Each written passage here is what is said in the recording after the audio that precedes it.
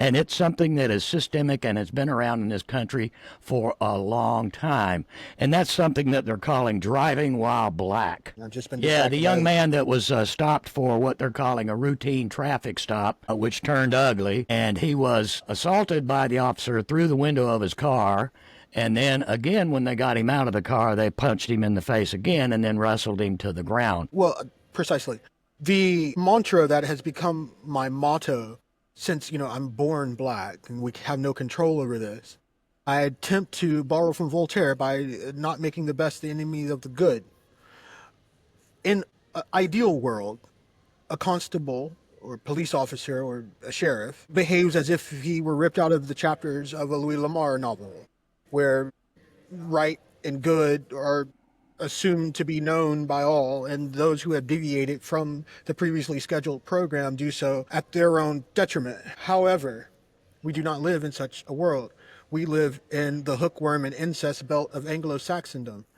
Therefore, if you are driving while black and you have a sheriff who is, how can I say, from the west side of Jacksonville that found himself in a, I think, Baptist church in Mandarin, that's pastored by a retired police officer that thinks that St. Paul is the moral exemplar of the morally excellent. Therefore, laws are made not for the righteous, but for the unrighteous.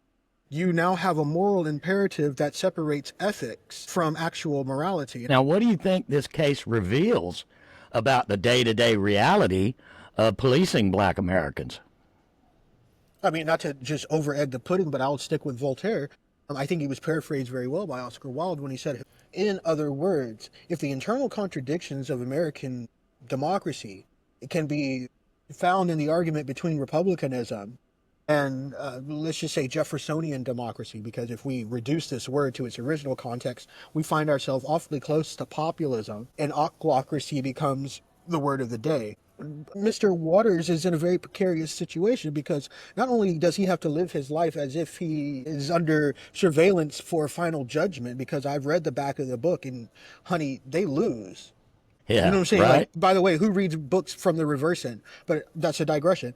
When it comes to diagnosing the schizophrenia that is the condition that we call the American dream, you have to point to these hellish nightmares that is the reality of people of color's everyday life. Do you think it's just about some bad apples, or is the whole tree itself poisoned? No, it's the soil that is the problem.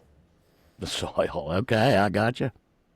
Out of which grows the hatred of the other.